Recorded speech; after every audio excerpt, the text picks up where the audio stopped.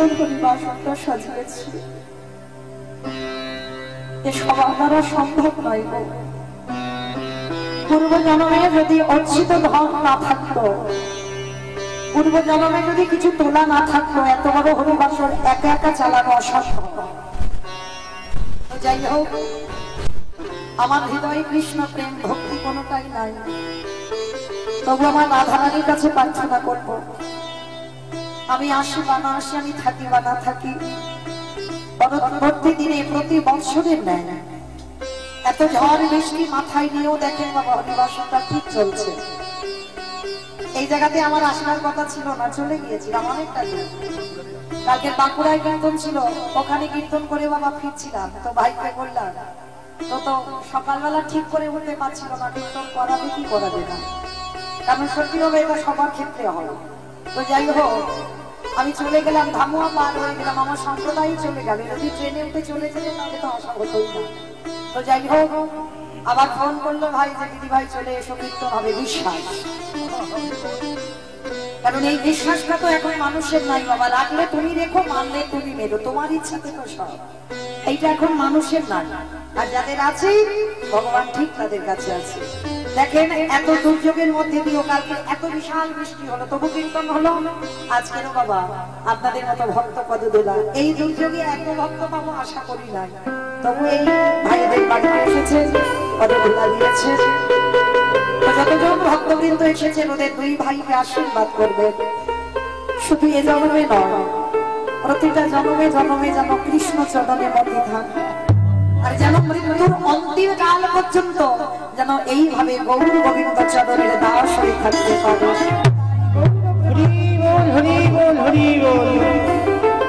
তো যাই হোক, আচ্ছা এরা এত খরচ করে এই যে দিন মজুরি কাটে, এই এত টাকা খরচা করে কি প্রয়োজন বাবা? আমাদের মতো এই যে কীর্তনিয়াদের এনে, শুধু আমি বলে নয়, আরো অন্যান্য কীর্তনিয়ারা তো এসেছে, যারা সমাজে এখন কীর্তন করে বেড়াচ্ছে, বড় বড় কীর্তনিয়াদের আনছে।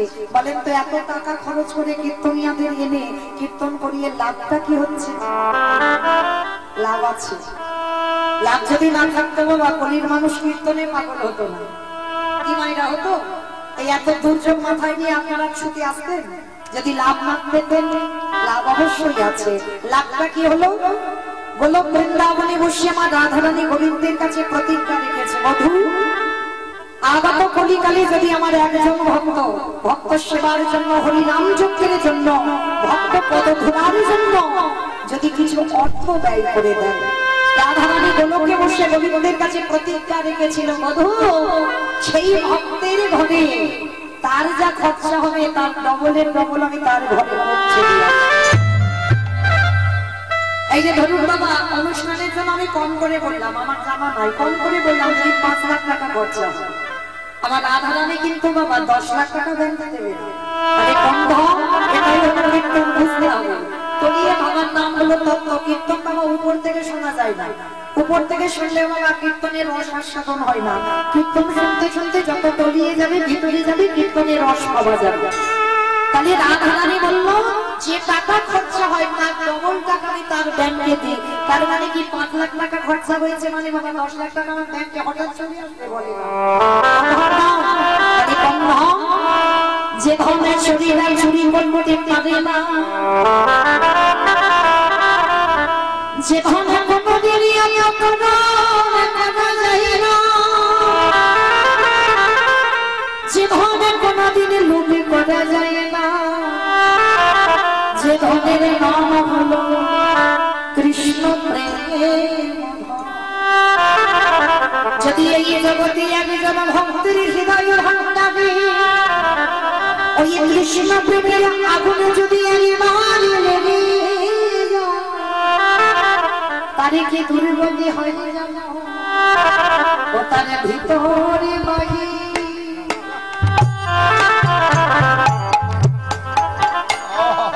ও বাহিরে আলো,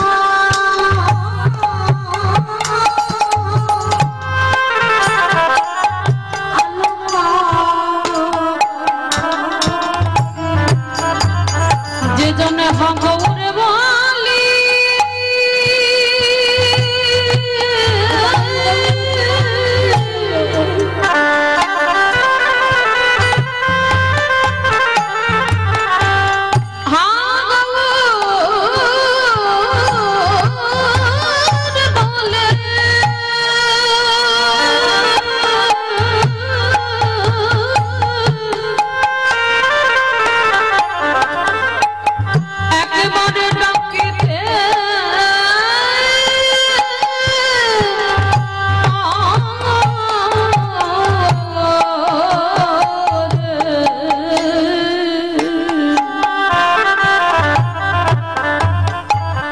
সেই ভক্তের ভিতর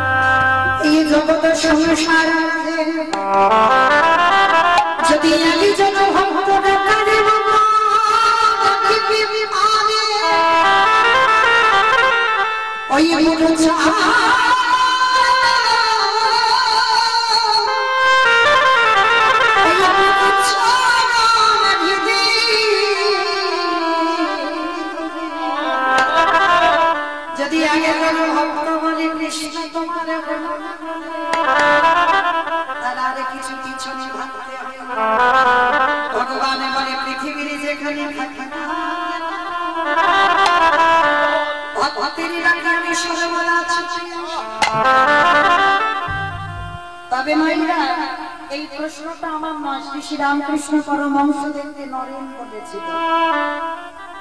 নরেন একটা কথা বলেছিল, আচ্ছা গুরুদেব ও ঠাকুর, হরি বললে কৃপা হয় না কাঁদলে কৃপা হয়? ভালো করে এই জায়গাটা শুনবেন বাবা, কীর্তন শুনলে শুধু হবে না। ঠাকুরকে প্রশ্ন করেছিল, ঠাকুরের বই যারা পড়বেন দেখবেন ঠাকুর উদাহরণ ছাড়া কোনো কথা বলতো না। তো নরেন প্রশ্ন করেছিল, ঠাকুর কাঁদলে কৃপা হয় না হরি নাম করলে কৃপা হয়, কোনটা করলে কৃপা হয়? খুব দামি প্রশ্ন না। তা ঠাকুর বলেছিল, নরেন আমি বলবো, তবে একটা কাজ করতো, যা এক্ষুনি ছুটে গিয়ে তুই একটা পেরেক নিয়ে আয়। আর যেই না ঠাকুরের কথা শুনেছে বাবা ছুটে গেছে নরেন, আর গিয়ে বাবা একটা পেরেক এনেছে। আর ওই তোমার পেরেক ছিল তো, পেরেক ছিল তো, দক্ষিণ 24 পরগনার মানুষ পেরেক চিনবে না তো, হরি বল। তো একটা পেরেক নিয়ে এসেছে, তা ঠাকুর বলছে নরেন ওই পেরেকটাকে ভালো করে একটু কাদা মাখিয়ে দিতে। ভালো করে কাদা মাখিয়ে দিয়েছে, আর কাদাটা মাখিয়ে দিয়ে বলছে বাবা একটা কাজ করে, একটা ছুটে গিয়ে চুম্বক নিয়ে আয়। তা চুম্বকটাও নিয়ে এসেছে। এইবার যেই না ঠাকুর বলছে এইবার দুটোকে এক জায়গা ধরতো, যেই না বাবা দুটোকে এক জায়গা ধরেছে বাবা কেউ কাউকে টানছে না। তা নরেন বলছে ঠাকুর এই জন্য তোমায় পাগল বলে। বলে কেন?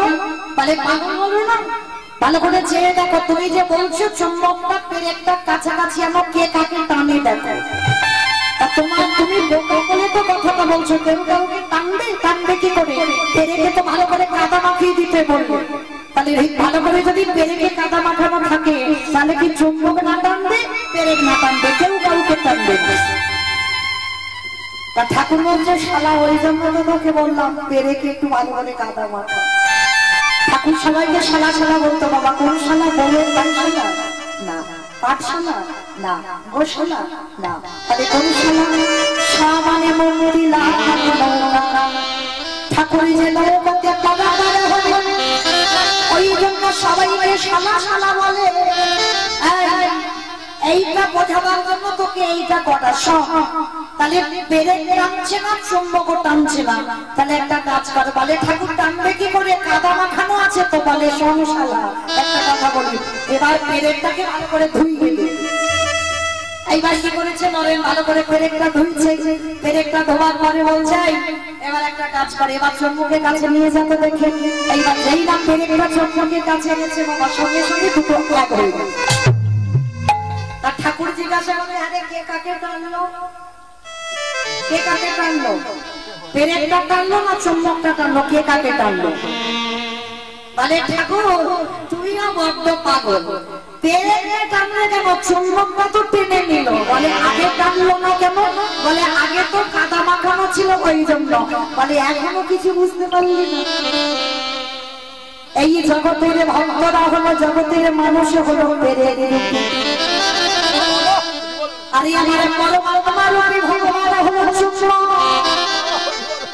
এই ভক্তকে যে পেরেক রূপী ভক্তকে যে টানে দেবে, যদি কাম কাঞ্চনে আসক্ত বিষয় বৈভবে আসক্ত হয়ে থাকে, যদি এই পেরেক রূপী মানব জমিন নোংরা মাখানো থাকে, তাহলে এই নোংরাকে তো আমার পরমাত্মা রূপী ভগবান টানতে পারে না। ওরে নদী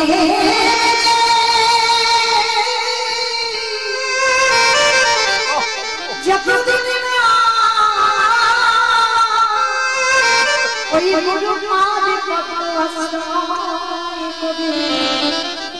একেবারে কৃষ্ণ বলে এই মহিলা যতদিন না ধ্বংস করছে। কিসের মহিলা? কাম কাঞ্চনে আসক্ত, বিষয় বিষয়ে আসক্ত। ছেলে আমার, মেয়ে আমার, জায়গায় আমার, জমি আমার, বৈভব আমার, এগুলো মহিলা।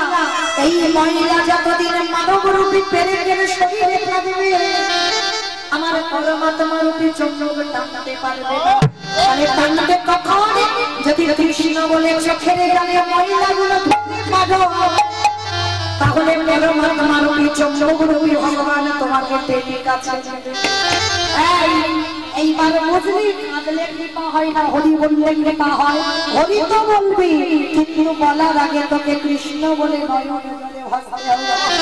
না, যতদিন না কৃষ্ণ বলে এই হৃদয়ের ময়লাগুলো ধুয়ে দিচ্ছি, ততদিনই আমার পরমাত্মা রূপী জীবাত্মাকে টানতে পারবি না।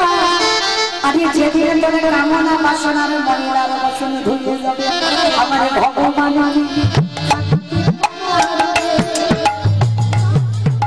কৃষ্ণ বলে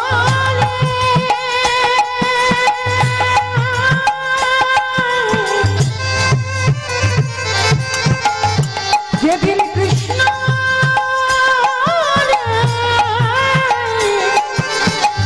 একেবারে কাঁদিতে পারবে, আমার ভগবান কি থাকিতে পারবে? তাহলে মাইরা চলেন, প্রত্যেকের আমাদের গুরুচরণ আশ্রয় করে হৃদয় পরিষ্কার করে চোখের জলে আমাদের ময়লাটাকে ধরতে হবে, তবে আমাদের গৌর গোবিন্দের কৃপা হবে। আজকে আমরা সবাই মাইরা একটুখানির জন্য যাবো প্রধান নদিয়া নবদ্বীপ ধাম। কি মাইরা সবাই যাবেন তো? সবাই যাবে? তা সবাই যদি চলে যায় কীর্তন হবে কাকে নিয়ে? দেখলে সাত চলে যাবে, তাহলে কীর্তন হবে কাকে নিয়ে? কি শ্রোতা না পারলে কীর্তন হবে? তাহলে কেউ যাবো না, নাকি যারা ইউটিউব করছে ওরাই কজন শুধু থাকবে না, ওরাও চলে যাবে। তাহলে কেউ যাবো না, যাবো এই রাত্রিবেলা। বাবা যদি এক্ষুনি নবদ্বীপ যেতে চাও, তোমার স্বামীর অর্ডার নিতে হবে, ছেলে বৌমার অর্ডার নিতে হবে, তারপরে তুমি যেতে পারবে। কিন্তু একজনকে কোনো কৈফিয়ত দিতে হবে না, অর্ডারও নিতে হবে না, সেকে মন হচ্ছে সবই। মানে চলেন থাকবে দেহগুলো ছেলে মানুষ করুক, ওই গরুর গোয়াল পরিষ্কার করুক, থালা বাসন মাজুক, আর ঘর পরিষ্কার করুক, আর আমাদের মনগুলো নিয়ে যাই সুরধনী গঙ্গার তীরে। আর সুরধনী গঙ্গার তীরে গিয়ে দেখবো সত্যতে যিনি নারায়ণ, ত্রেতাতে রামচন্দ্র, দাপরে কৃষ্ণ, কলিতে হলেন শ্রীকৃষ্ণ চৈতন্য। যেদিন আমার প্রভু নদিয়ায় এলেন, নদিয়ার ভাবটা যেন ছিল ঘোষণা মহাজনেরা ঘোষণা পথ রেখেছে, কত সুন্দর। আজ নদিয়া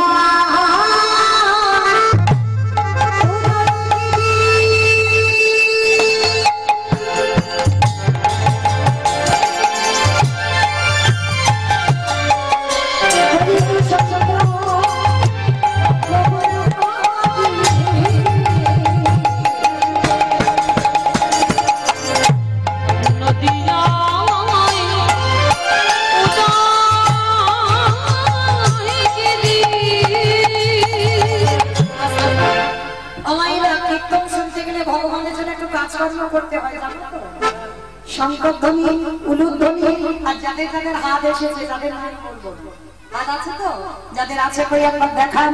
নিতাই গৌর কৃষ্ণ প্রাণ, হরি বল হরি বল।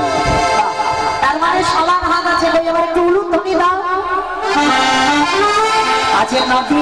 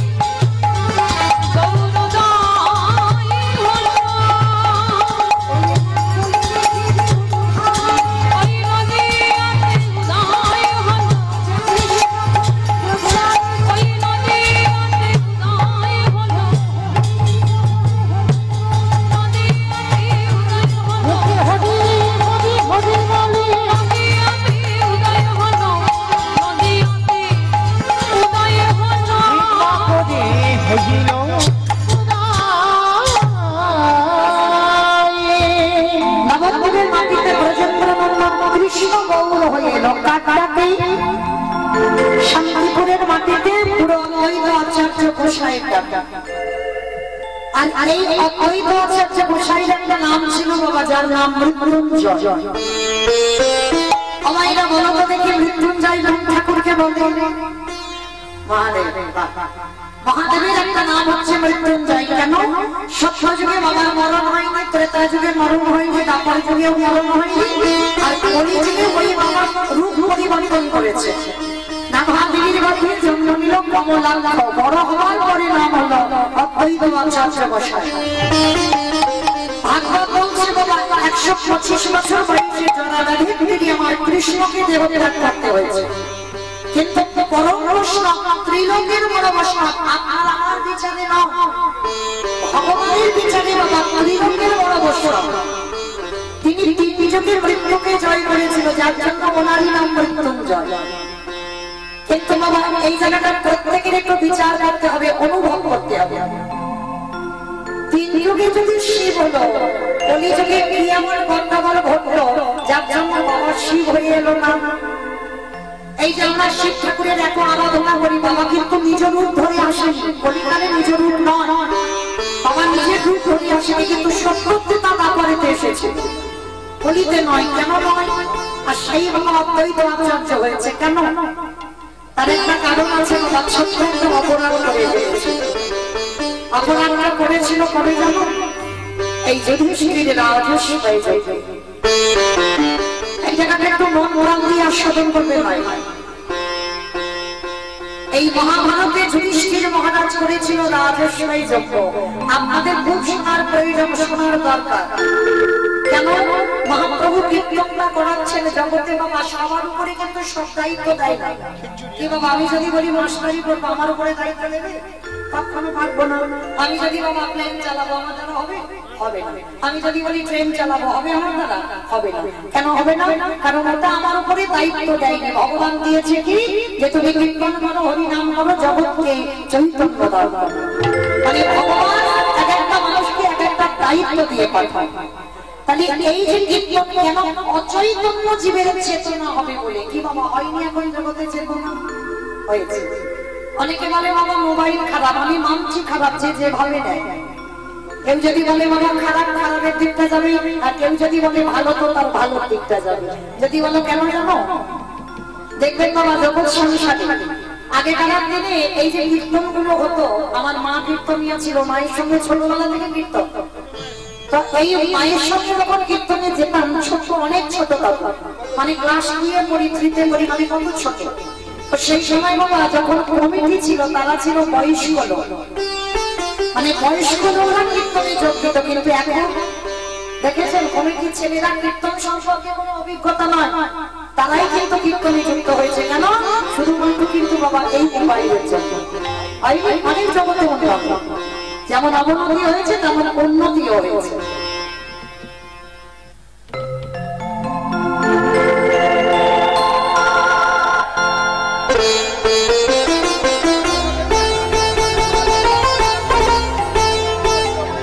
নিতাই গৌর কৃষ্ণ প্রেমানন্দ। হরি বল, হরি বল, হরি বল।